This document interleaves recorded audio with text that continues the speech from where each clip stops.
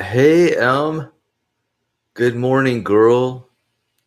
It is the 14th of January, 2019. So, wow, it's already the middle of the month of January. This is amazing. you know, it, Lately I've been noticing just how much time has been flying. I met up with a coworker yesterday at Magic Mountain, interestingly enough, just coincidentally. And she has a daughter, and last time I saw the daughter was like just 3 years ago, and basically that kid was just a baby. And now I saw her on this. We did this amazingly scary roller coaster. This kid must not have been 5 years old. Um, so big. I can't believe time flew. And I think it's only been like 3 or 4 years. And just seems like yesterday. I guess it's funny. As you grow older, I think you have a different sense of time. I think your sense of time changes.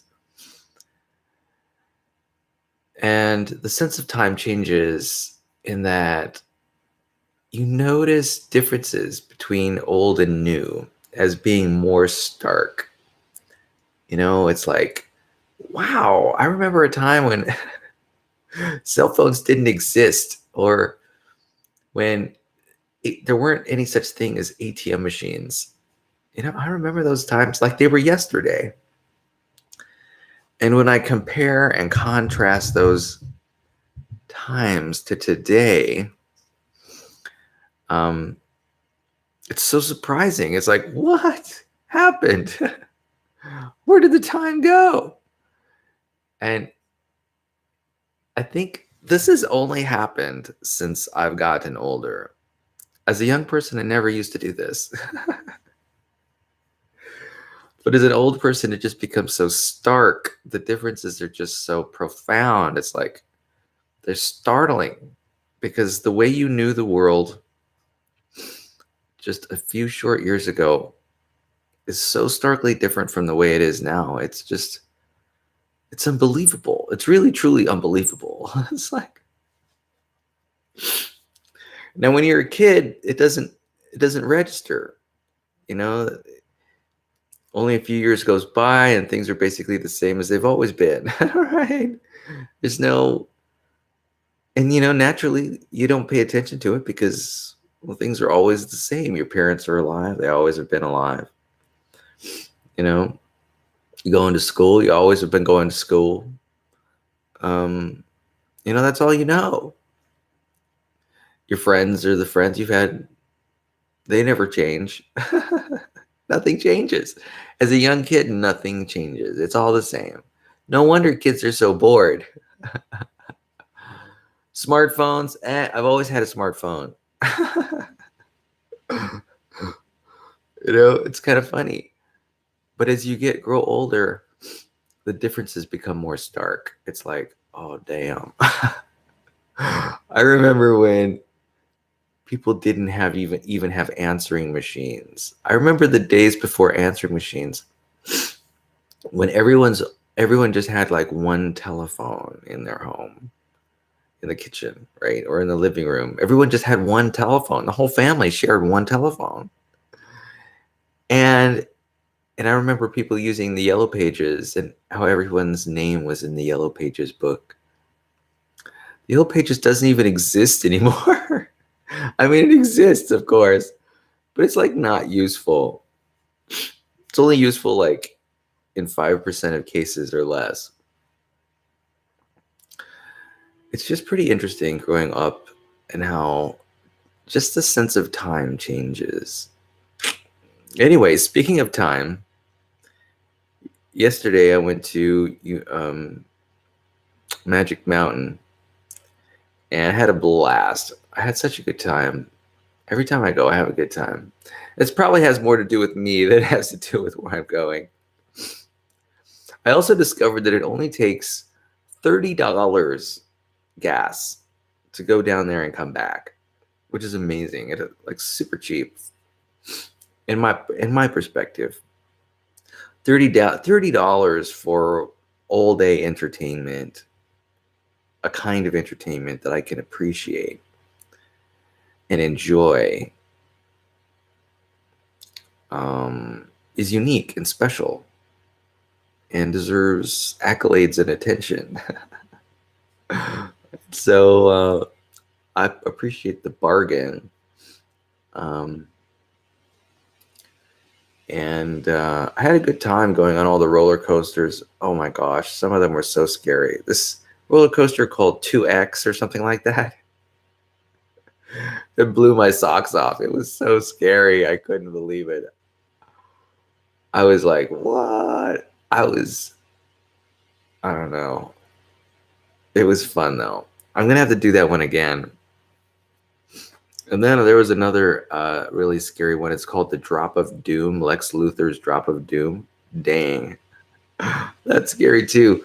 Essentially, it's just a ride where you're sitting in a chair and they raise you to an extremely high altitude in the chair. And then they drop you from that altitude down to the ground. And then they slow you down just before you hit the ground. But let me tell you, I think every human is sensitive to being at height. It's just a little bit disconcerting, a little bit scary. There's the risk of falling, right? And it's almost like it's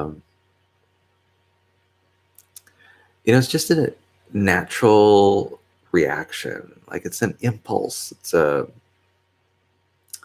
something really deep in our minds that want us to stay on the ground and secure and prevent us from falling. And so it's really trippy to be taken at such a high height and then fall from it. It's like, whoa, everything's like so it was pretty scary the first time, less scary the second time around. So that's good. The human brain adapts to its environment, and roller coasters are no different. I think you become accustomed to the changes, and that's great. So we'll see what happens at the end of the year. Maybe all these roller coasters will be old hat to me. There'll be nothing special. And, that'll be good because I need to incorporate a little bit more risk taking in my personality. And I think I can appreciate roller coasters for their purpose. At least one of the indirect purpose of roller coasters is it to inure yourself to fear, right? Yeah, so they're doing their job, and I'm enjoying it and having fun at the same time. There's something about having your body being thrown around at several G's and it being stimulating and enjoyable. It's pretty funny. In a way that relates to the theme of my video today, and that is creating your own reality.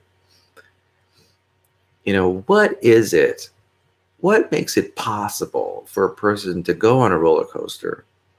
That is to be subject to the fear of being out of control, the fear of falling from great heights, the fear of being jostled uncontrollably, and interpret that as being something that's good, pleasurable, pleasant. I mean, what does it mean? It's almost like going to a horror film, a horror movie, and enjoying the horror movie at the same time you're being scared to death. How's that possible? Well, I have an explanation. And I guess there are two things at play, maybe three things at play. Number one is selecting what you pay attention to. This is how you create your own reality. You select what you pay attention to. Number two, the facts that show up, you interpret them in a certain way from a certain perspective, sometimes by choice. but you're making conscious choices about how you interpret your reality. So not only do you choose the facts, but you choose your interpretation. Now, how do you get to the point where you're choosing your facts and choosing your interpretation? Well, you're asking the right questions. And that's the third part of changing your reality. You got to ask the right questions. You got to ask questions that serve you. Well, actually, you don't have to ask questions that serve you. But if you want to have a reality that serves you, you'll want to ask questions that serve you. So those are the three elements of the recipe for creating your own reality. And I guess it starts with the first thing starts with asking the right questions. You got to ask the right questions. What questions are you asking yourself? Questions are the way that your mind directs your attention. If you can imagine your attention as being a flashlight that you hold, right? Let's say you're walking around in a dark room. Where you point your flashlight is directly related to the questions you ask. Like, I wonder what's in the corner of the room. And so what you'll do is when you ask yourself that question, what's in the corner of the room? You get curious about it, and then you start moving your flashlight in the direction of the corner of the room. And that is how you create your reality. Your reality is now the corner of the room. That's right. You're receiving that information in your brain. And your brain could be paying attention to other parts of the room, but it's not. It's paying attention to the corner of the room because you asked the question. The question is, I wonder what's going on in the corner of the room. You've just created your own reality. You're not paying attention to your body, any other part of the room. You're just paying attention to that corner of the room. But it was dependent on you asking that question first. And then there's another point. And it's about selecting the facts that you're paying attention to. So when you select the facts, there are certain things you pay attention to in the corner of the room. Are you going to pay attention to the shadows? Are you going to pay attention to the color of the paint on the wall? Are you going to pay attention to, say, any objects like sticks or something that you find, or rocks on the ground? Or what are you paying attention to? So you get to choose the facts that you pay attention to. And let's say that there's a stick, right? There's a stick and some rocks, and maybe a bucket in the corner of the room. So what are you going to pay attention to? Well, let's say you pay attention to the stick. There's a bunch of things you could have paid attention to, the bucket or the rock, but no, you paid attention to the stick. So you're creating your reality by choosing the facts you focus on. Now, that's the second part. You choose the facts that you focus on. Here's what's the third part? You choose your interpretation. Okay, there's a stick. What does it mean, right? Well, there are a lot of meanings. There are an infinite number of meanings that you can bring to the presence of the stick in the corner. Was it left there by a madman or a friendly dog? How are you going to interpret the stick? Is it something that's out of place? Is it what you're looking for? Maybe you need a stick to kindle some fire.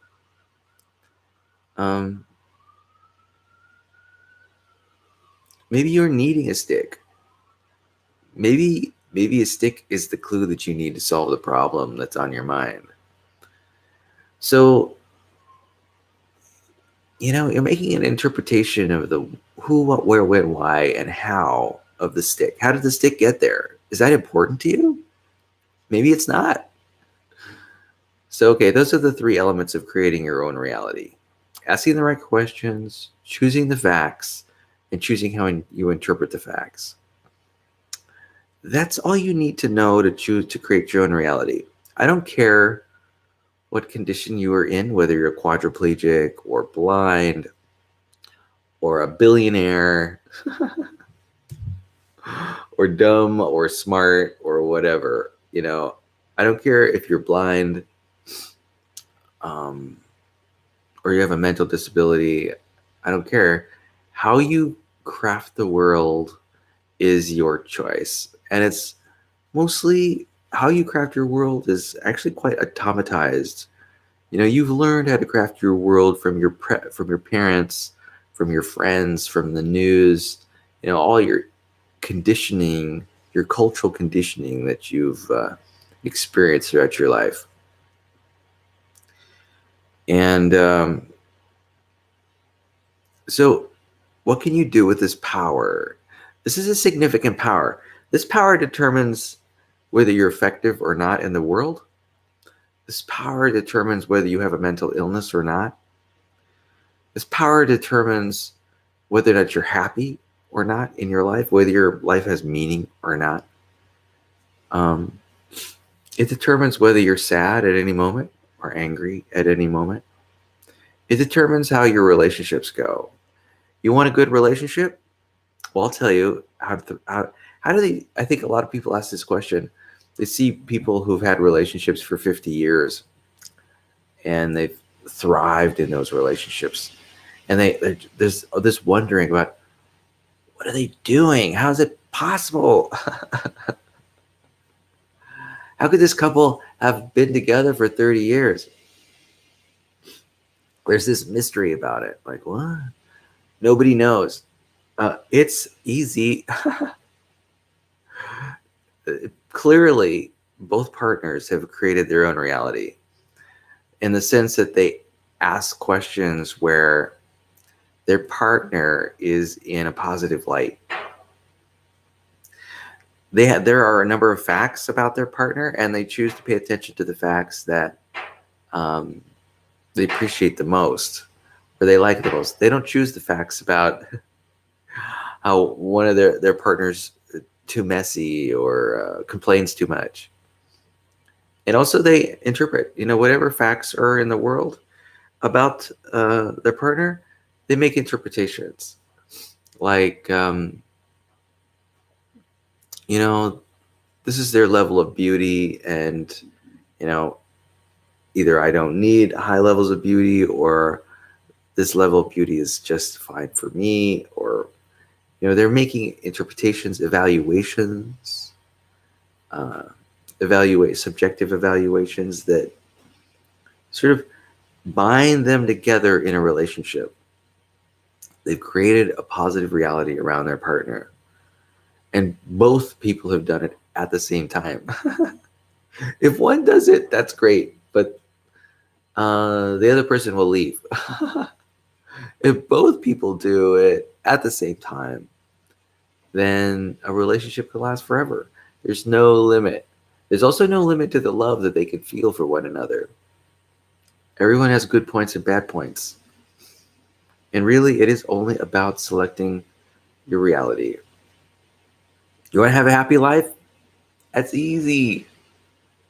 Be grateful for everything that occurs in your life as if it were a gift, and be conscious about it and receive that gift and talk about it with others and just feel the receiving of the gift, the ability to see, the ability to be warm and have running water.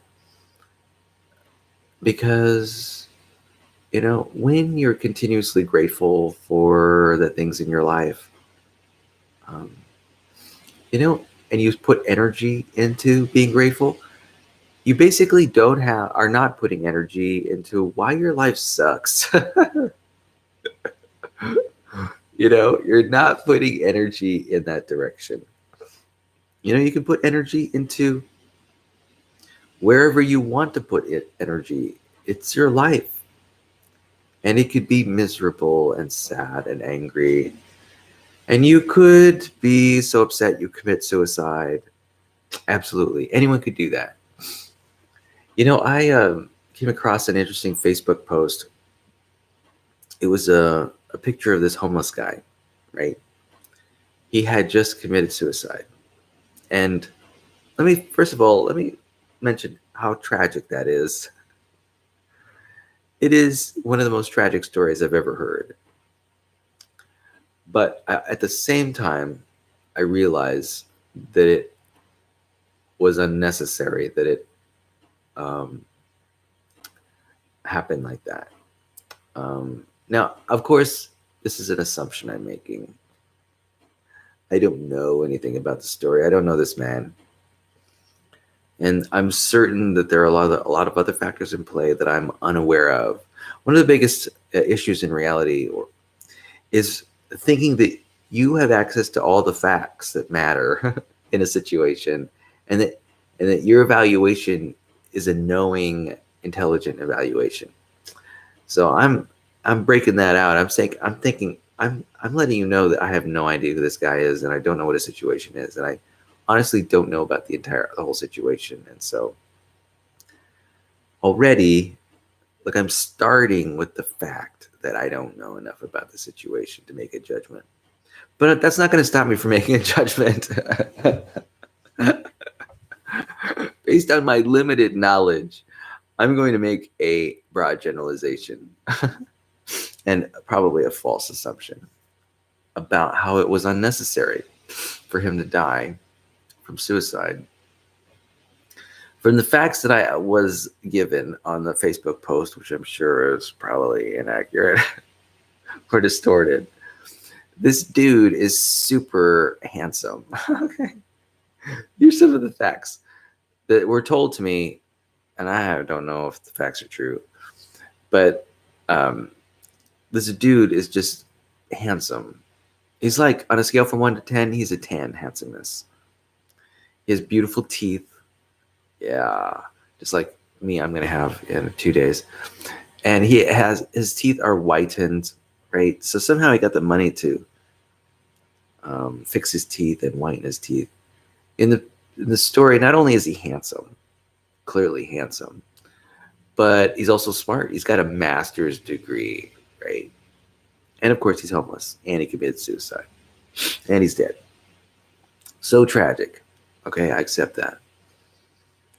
But here's a person who, for all that I know, is superior to me in intelligence, in attractiveness. I mean, he just looks like an Uber man, so to speak. Now, there was an excerpt in the Facebook post, basically a little story of some prose that he wrote. And every part of that prose was just, I mean, clearly there's no attitude. I think it's clear that this person was very discontent. Not just a little discontent, but a lot discontent, right? His attitude was one of discontent. It just struck me, that contrast. Like, this guy, just on appearances, looks like his life is amazing. But then the story he tells is just so filled with discontent about society and his life. I can't escape the fact that, I mean, even though this guy's life appears to be essentially perfect from one perspective, the attitude that he held about the world, that one of discontent, was, and you know what? He may have been justified. You can justify any story if you choose the facts, choose how to interpret them, and ask the wrong questions, or ask questions that don't serve you. Right? So I guess here's my point. My point is that it doesn't matter how good or bad your life appears to be externally. You've got, if you want any success in life, you have absolutely got to change your attitude.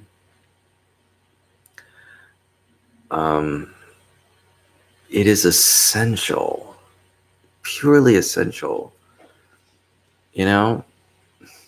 purely essential. And it's a life or death situation. I'm serious. It's life or death. There are people who are so upset and sad about the world that they get depression. They fall. There are people who fall into sadness and and guilt. They fall into mourning, just a deep sense of loss. There are people who fall into anger, just serious, powerful anger, where they're constantly stepping on people's toes to get what they want. They're constantly maybe using violence. Now, what is it about the depressed people, the sad people, the angry people?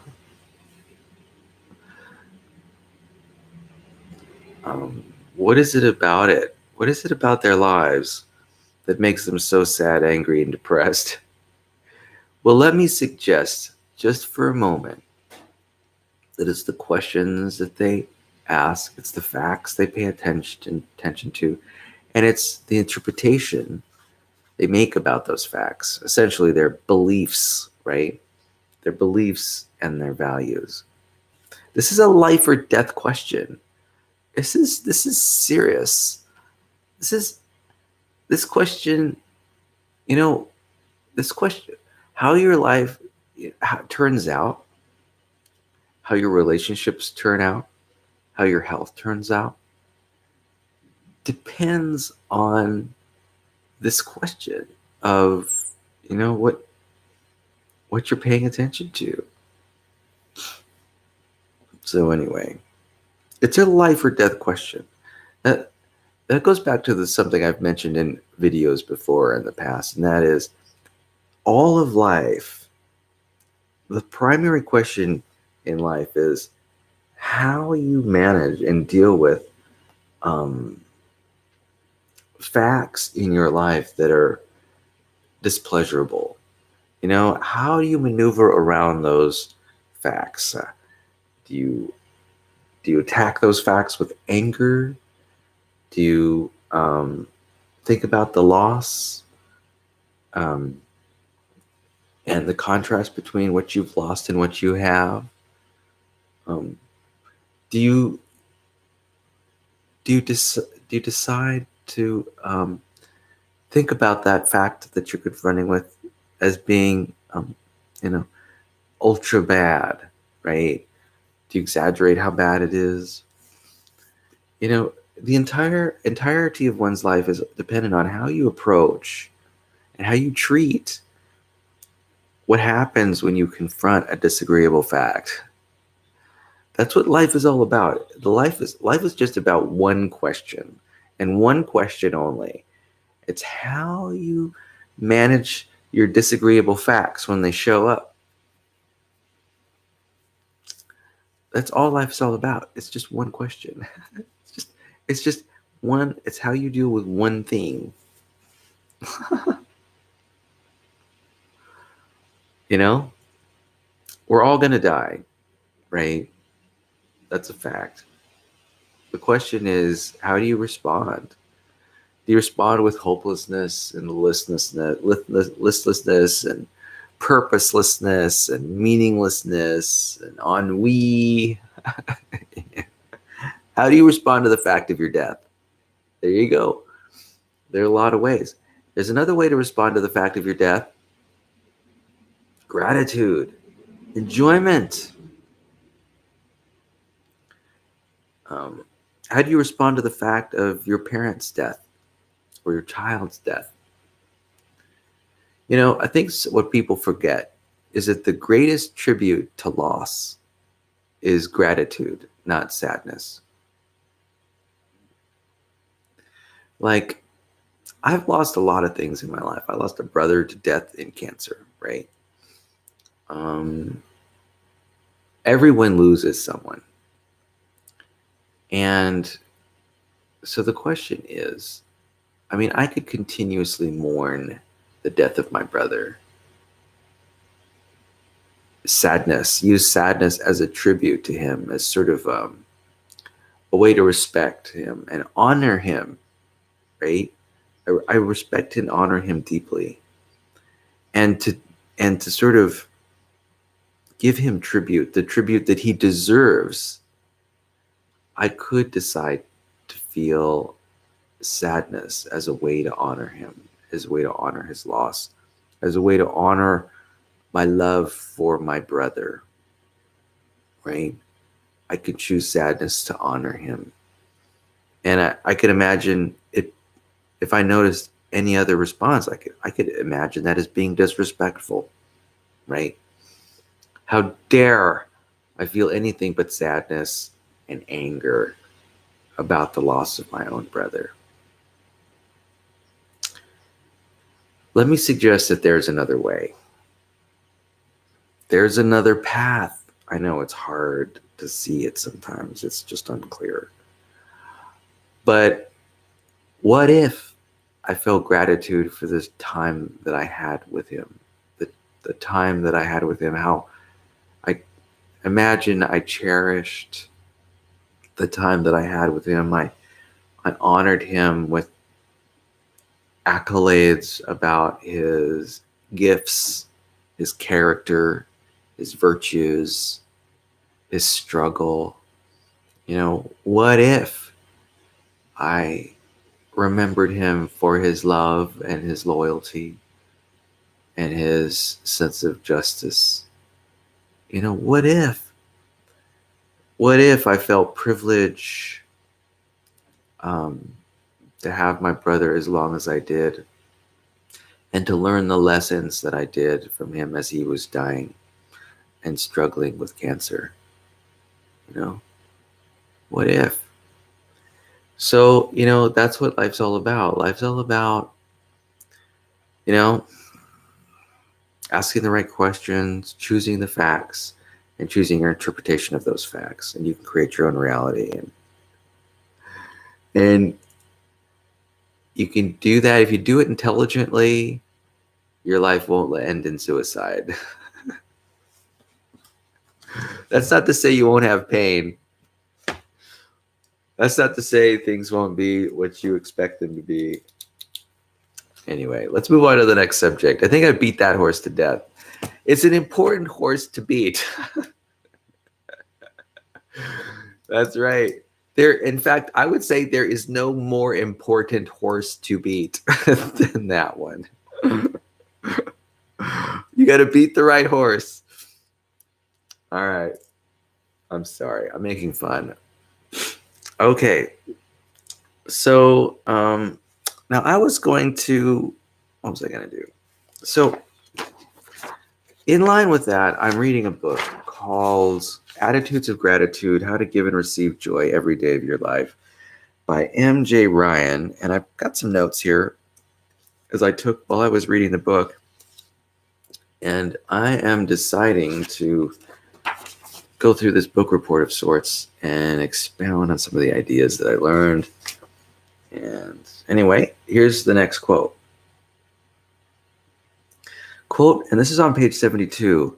Ryan says, "What we think about our lives, our attitude, has the ability to enable or disable us." This is very true. Anything we say or think, any attitude that we have has the ability to enable or disable us. You know, I was talking about my brother the other day dying, the other moment just dying, and I could be awash in grief continuously. I could be awash in feelings of betrayal by life and by the body. And that might make me eat less food, drink less water, perhaps. It might prompt me to lose my job or stop exercising. You know, that would be disabling. You know, it's a choice we make moment to moment. All right, here's the next one. Next quotation. This is a quotation on page 72. "We all want to be around her because she is such a teacher of gratitude and joyfulness." So some of the key people in my life, some of the key memories that I have are people who are just joyous and grateful and thankful, and they're just so wonderful to be around. You know, and isn't it amazing to think of them as being teachers of gratitude and teachers of happiness? I have a number of happiness teachers in my mind. I have people who come to mind of like them being particularly happy and particularly thankful. These are examples of people, friends that stick out in my mind. And these images, these memories are compelling. They're very compelling. I'm struck by how much I love and admire these people who are able to, and essentially they're my teachers, right? They are people who help me, who help point the way about how I want to be. And it's like this pantheon of memories that I have of my friends who have had these moments, right? They've had these moments of thankfulness and gratitude and expressing love that I just have keyed in on and that I've formed deep and abiding memories of. And I use them as role models. They're my teachers, they're my role models. They're people who I love. And at least in those moments, they expressed virtues that I admire and that I want to emulate. That's right. For me, it's about emulating these people who I love as much as I do. They are my teachers. And that's the wonderful thing about people and learning, getting to know new people, is that they're my teachers. Every one of them. They teach me lessons, life lessons, and these lessons are memorable. And essentially, you know, I use them as a sort of a goal, right? Anyway, I love to reflect on the joyfulness and gratitude of my teachers, that pantheon of friends. So here's another quotation on page 72. MJ Ryan says, "Or we can choose to look at what's right in any given situation and become a beacon of love and joy." What I like about that phrase is this idea of being a beacon of love and joy. Now, what I love about that metaphor is that it's so visible. I can imagine a lighthouse, right, as a beacon on an outcropping of rock, say near an ocean, that's guiding ships away. The lighthouse is guiding ships away from the rock. And I love this idea of being a beacon of joy, because what it means is other people see you as their teacher, right? Of love and joy. With you, there's the opportunity to teach people how to love. You can teach people how to love by expressing that virtue all the time around your friends, around your loved ones. Teach them how to love. Teach them how to love you. Teach them how to be joyful. Teach them how to be joyful around you. In a way, you're role modeling other people about the way that you want to be received, about what you would like them to reflect back to you.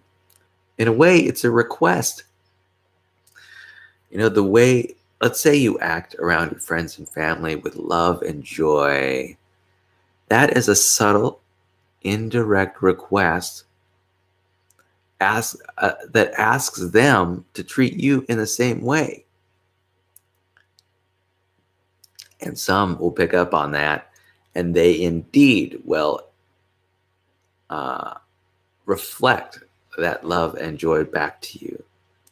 This is called creating your own reality. That's right. Being an example to others, what that does is it helps, basically you instruct other people how to treat you.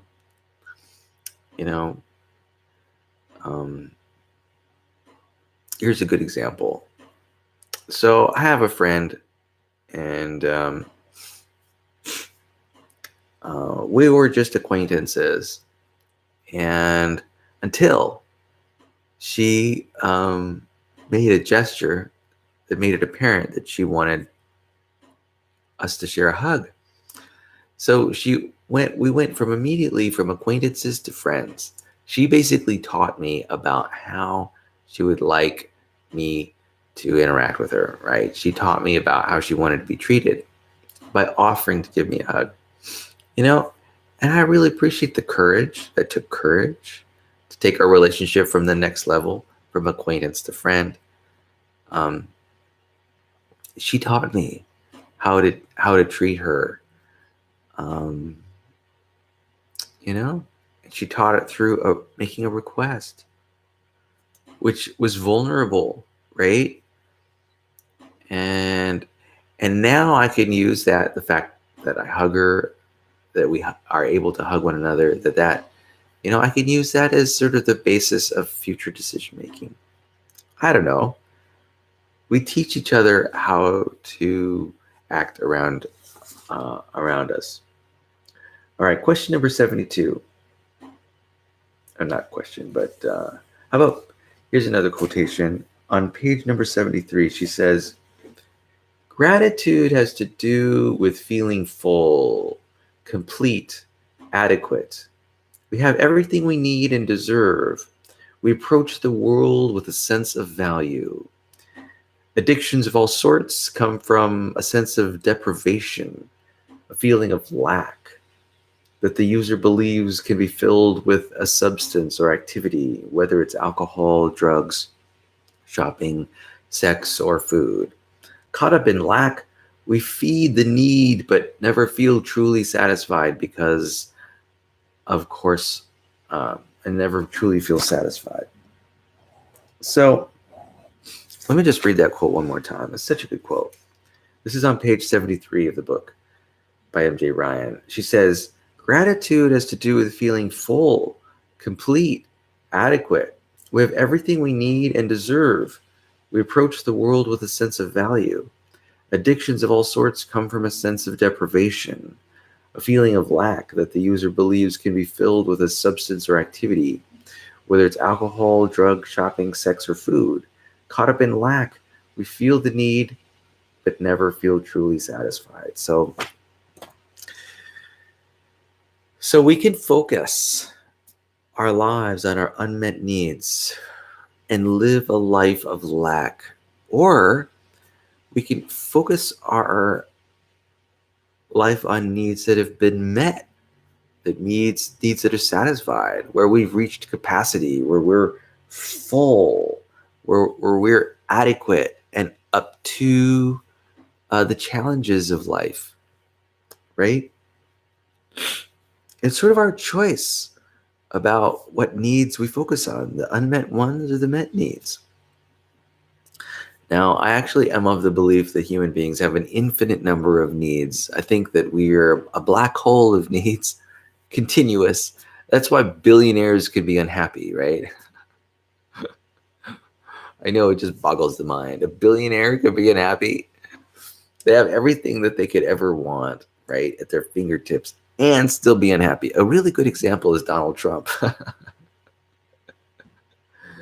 He's a billionaire, and yet he's the most unhappy person that I know of. I can't think of any less happy person in the world. Always angry and lashing out.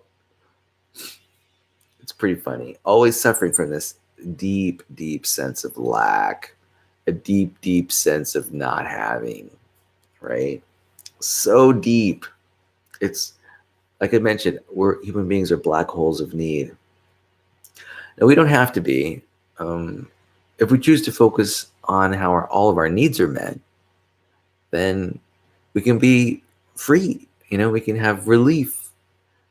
I think some people are also really good at that. And they're just floating. They're just floating in like needlessness, or in needy. They just don't need anything, and so they're like, okay. I think it's important to have some needs. Here it is. The thing about life is often you make it up and you make it happen, right? Now, I know it's sometimes it's convenient to have maybe not needs, but desires, wishes, goals to propel you forward, right? Somehow we all need this motivation to take the next step. I think it's important to have that. And so it's essential for us to recognize things that we want that make us happy that we don't have. On some level, it's important to have needs and wants and desires and wishes and goals. It's when you over focus on these unmet needs that's a problem. Holding this idea lightly that you prefer chocolate over vanilla ice cream is actually quite a practical thing to have.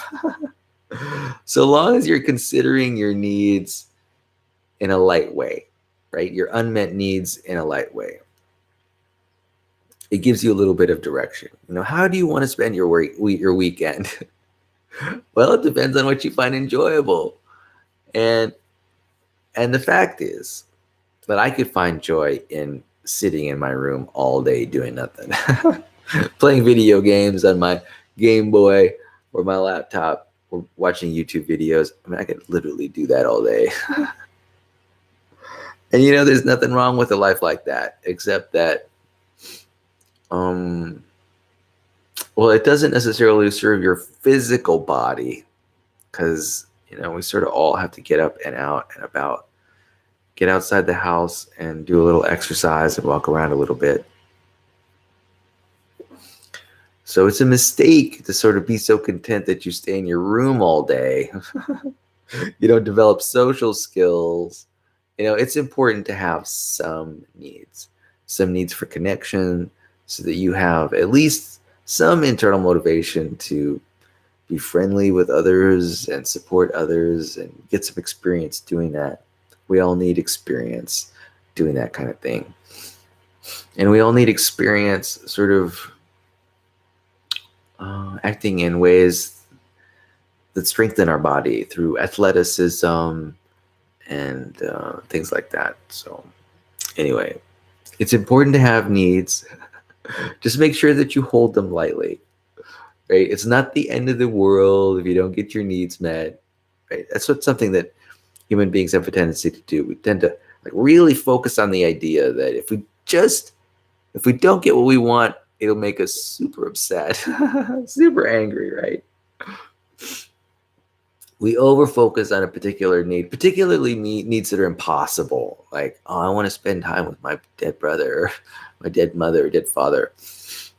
And that could quickly make you miserable, right? Or, there are people who get divorced, right? And 20, 30 years later, they're still terribly upset about it. They think about it every day.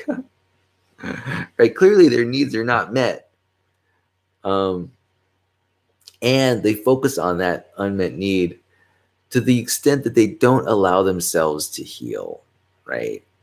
They open the wound every day. Like, I don't know what it could be. Like, my husband betrayed me, right? 30 years later, 40 years later, they're still thinking about it every day, saying, my husband betrayed me, not allowing their brain to heal, right? Time heals all wounds. It's just what the brain does. The brain's really good at healing itself. You just got to give your brain a break, right? Don't reflect on the sad parts of your life all day, every day, because then your brain won't have the tools it needs to heal, and it won't have the relaxation and the comfort that your brain needs to move on. It's kind of funny. Persistence is a value and is a virtue in a lot of ways. It's important to persist in life, but persisting in anger, persisting in jealousy, persisting in um, pretty much any value, an overfocus on any value can turn it sour, real fast. I mean, even obsessive love could turn a relationship sour faster than you can imagine. You know? So, what I'm asking, Emily, is for you to hold things lightly, particularly things that make you feel bad or make you feel hurt. You know, we all hurt. On a scale from 1 to 10, my guess is that your hurts never get higher than an 8. At least that's the way I like to think about my hurts. I don't think I've ever experienced a hurt of a 10. And here's the reason why. Because there are always competing values, right? You may have lost a mate. Let's say you lost a marriage. And that is a terrible tragedy. But you've gained something else. You've gained freedom. You've gained a sense of personal responsibility for your own life.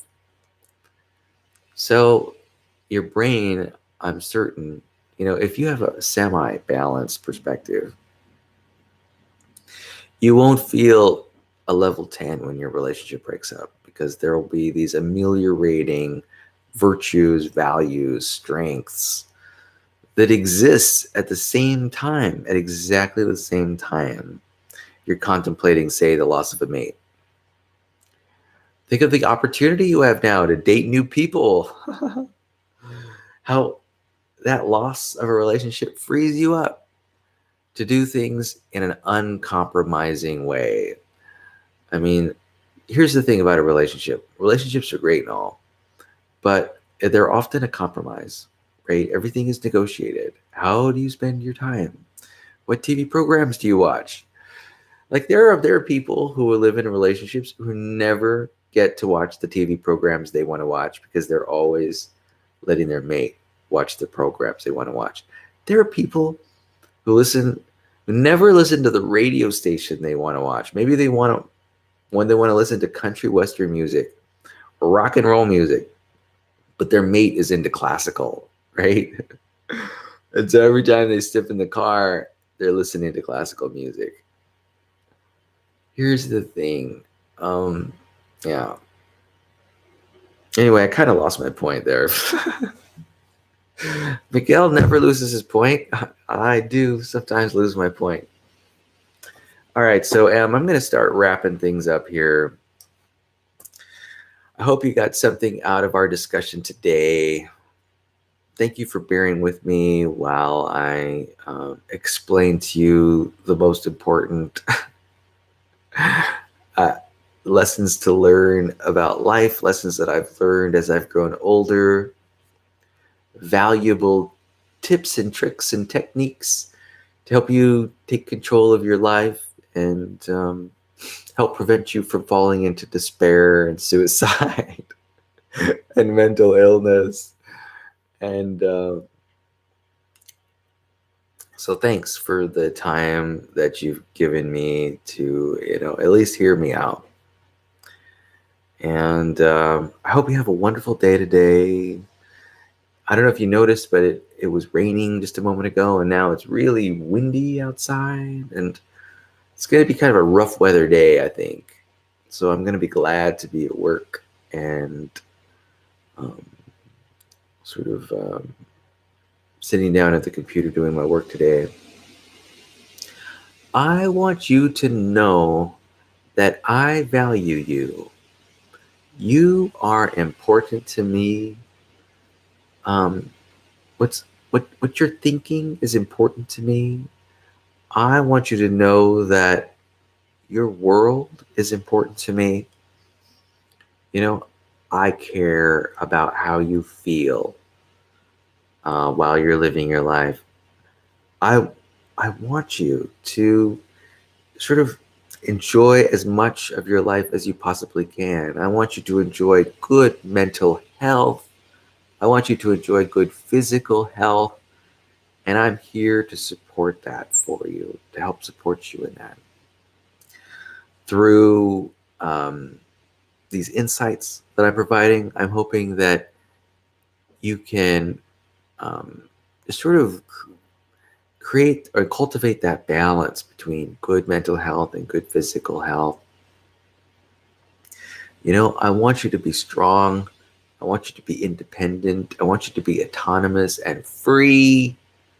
And I know eventually you'll get there. You are well on your way to becoming the woman that I think that you will admire, and I know that I will admire.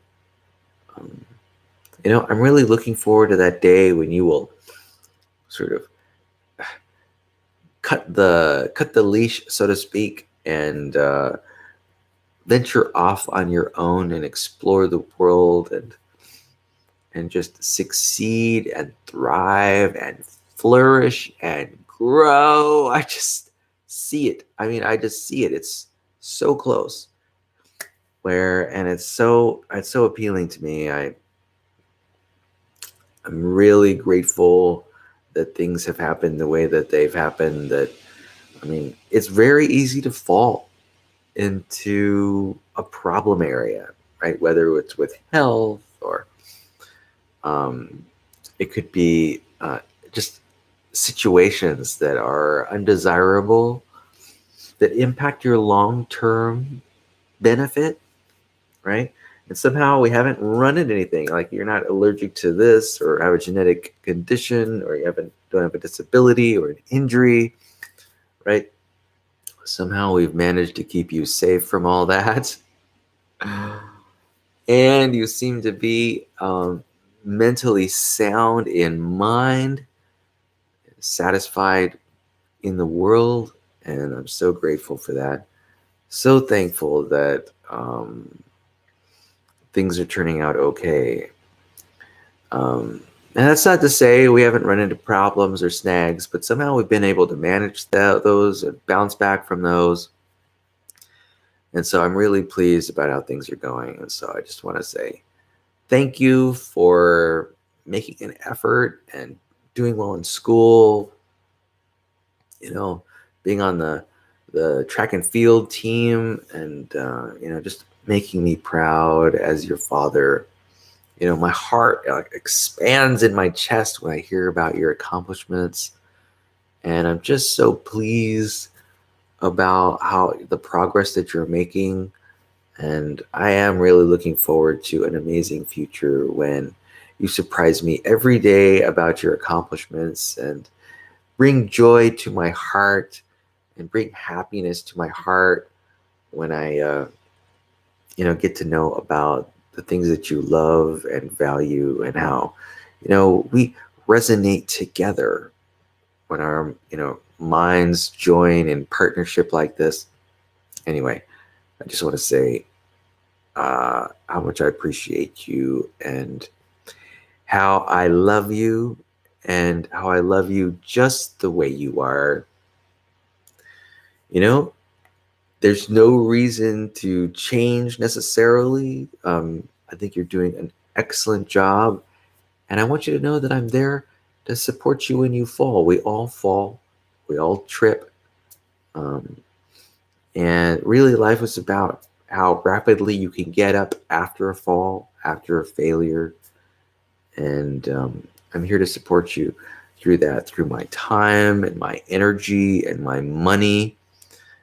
And hopefully I'll get to know about those areas of failing so I can help prop you up in times of need.